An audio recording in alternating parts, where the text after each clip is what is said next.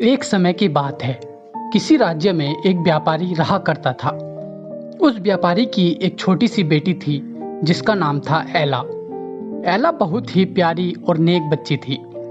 उसके पिता उससे बहुत प्यार करते थे और उसकी सारी ज़रूरतें पूरी करते थे।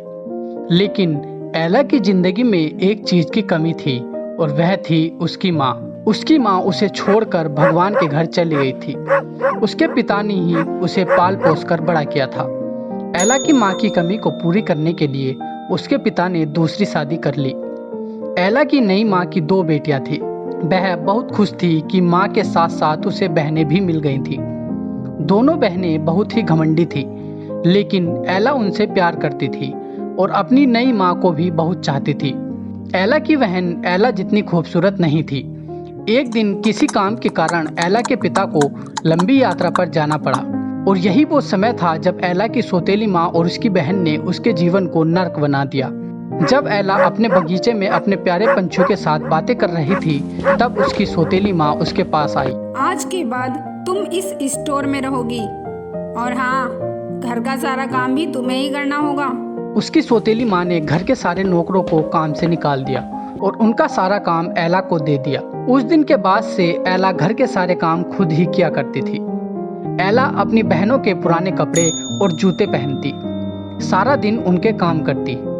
कभी कभी तो एला इतनी थक जाती थी कि अंगीठी के पास ही सो जाती। अक्सर एला जब सुबह उठती तो अंगीठी की राख यानी सिंडर उस पर पड़ी होती। उसकी बहनें उसे सिंडर एला कहकर चिढ़ाती और इस तरह उसका नाम एला से सिंड्रेला हो गया। सिंड्रेला के पास चूहे और खिड़की पर आकर बैठने वाले पक्षियों के अलावा और कोई दोस्त नहीं था। वो खाली समय में उन्हीं से बातें किया करती थी। एक दिन राज्य में ऐलान हुआ कि महल में एक बहुत बड़ा आयोजन है और राज्य की सभी लड़कियों को बुलाया गया है ताकि राजकुमार अपने पसंद की लड़की से शादी कर सके। राज्य की सारी लड़कियां बहुत खुश और उत्साहित थी। जैसे ही सौतेली बहनों ने ये बात सुनी, वो भागते हुए घर गई और अपनी माँ को बताया। पार्टी में तुम दोनों से सुंदर कोई होगा ही नहीं। मेरी बेटी सबसे सुंदर है।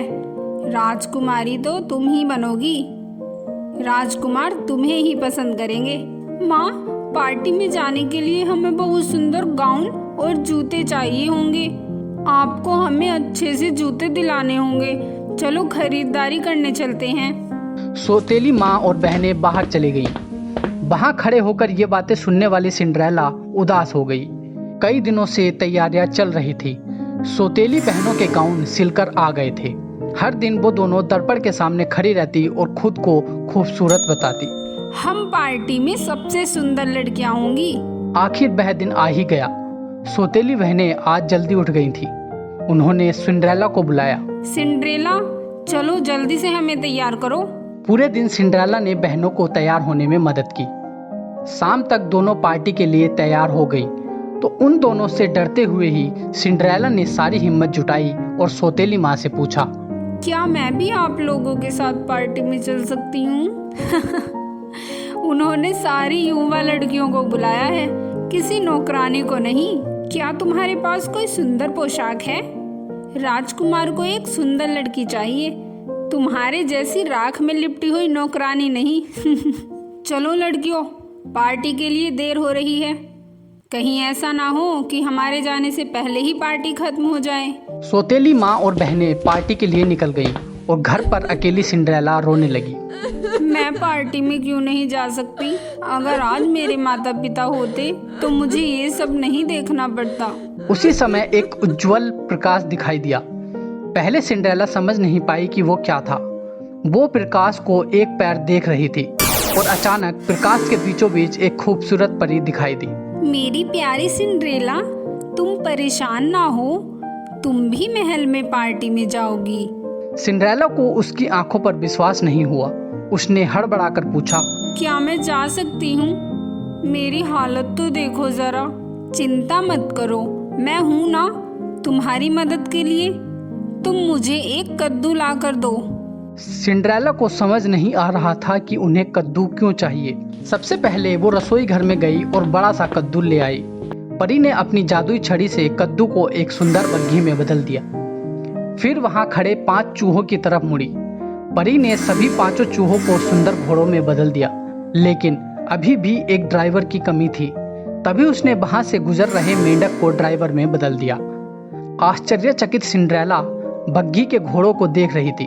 तभी परी उसकी तरफ मुड़ी और अपनी जादू की छड़ी घुमा दी, और पलक झपकते ही सिंड्रेला के मटमैले और फटे हुए कपड़े साफ और सुंदर हो गए। उसके पैरों में टूटी हुई चप्पल की जगह सुंदर कांच की जूती आ गई। अब सिंड्रेला महल में जाने के लिए तैयार थी। मैं तो बिल्कुल राजकुमारी की तरह दिख रही हूँ। अब पार्टी में जाने का समय हो गया है, पर भूलना नहीं, जैसे ही घड़ी में 12 बजते हैं तुम घर चली आना, क्योंकि उसके बाद तुम पहले जैसी ही हो जाओगी। सिंड्रेला ने परी को ध्यान से सुना, फिर वह बग्घी में बैठी और महल की ओर चल पड़ी। उसकी खूबसूरत बग्घी महल के सामने जाकर रुकी। जब सिंड्रेला ने भव्य दरवाजे से महल में प्रवेश किया तो सबकी नजरें उसी को देखने लगी। वो बहुत सुंदर और खानदानी लग रही थी। उसकी सौतेली माँ और सौतेली बहनें भी इस सुंदर महिला को देखती रह गई थी। वे उसे पहचान भी नहीं पाई थी। अचानक सीढ़ियों पर राजकुमार दिखाई दिया। सिंड्रेला सच में पार्टी में उपस्थित सभी लड़कियों में सुंदर लग रही थी। राजकुमार को पहली ही नजर में इस खूबसूरत लड़की से प्यार हो गया। सभी उसे उत्सुकता से देख रहे थे। वो धीरे धीरे आगे की तरफ बढ़ता गया।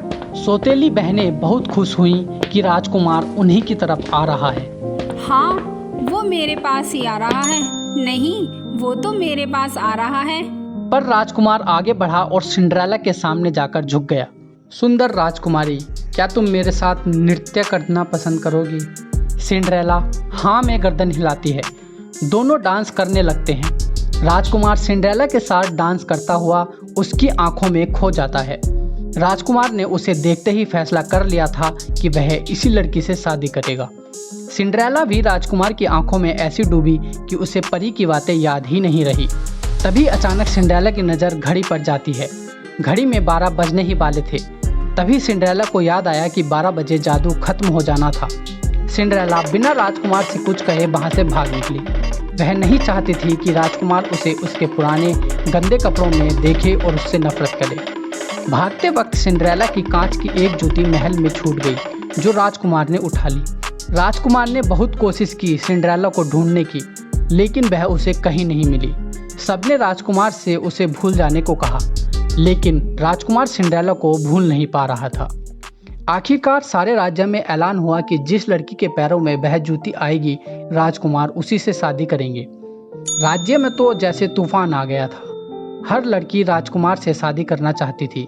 सभी लड़कियां अपने आप को उस कांच की जूती की मालकिन बताने लगी। लड़कियों के घर जा जाकर उन्हें जूती पहनाई गई, लेकिन उनमें से किसी को भी वह पूरी नहीं आई। आखिर में सिंड्रेला के घर का नंबर आया। जब सिंड्रेला के घर पर आकर सिपाहियों की गाड़ी रुकी तो सिंड्रेला बाहर जाने लगी।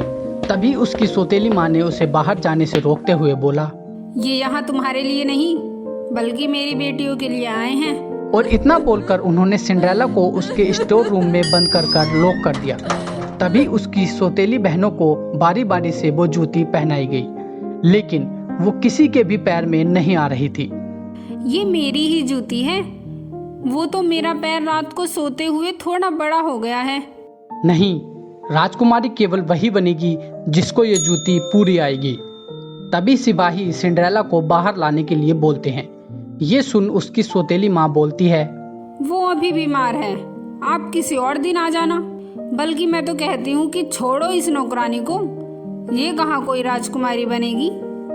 राजकुमार का हुक्म है, सभी लड़कियों के पैर को चेक करना है। तुम उसे जल्दी से बुलाओ, वरना हमें मजबूरन तुम्हें लांग के अंदर जाना होगा। अंदर बंद सिंड्रेला बहुत उदास बैठी थी।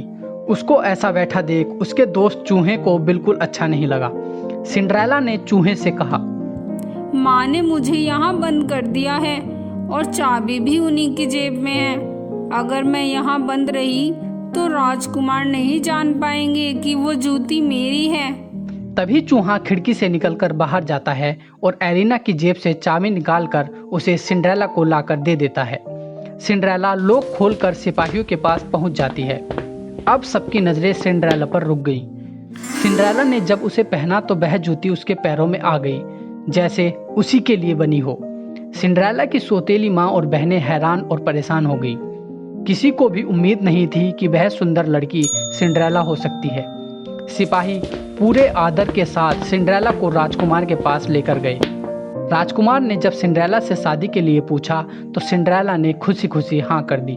अगले ही दिन बड़ी धूमधाम के साथ सिंड्रेला की शादी राजकुमार से हो गई। राजकुमार और सिंड्रेला एक दूसरे के साथ बहुत खुश थे और एक दूसरे को बहुत चाहते थे। दूसरी तरफ सिंड्रेला की सौतेली माँ और बहनों को सिंड्रेला के साथ बुरा व्यवहार करने की सजा के रूप में राज्य को छोड़कर जाना पड़ा। तो दोस्तों, आपको हमारी ये कहानी कैसी लगी हमें कमेंट सेक्शन में लिखकर जरूर बताएं।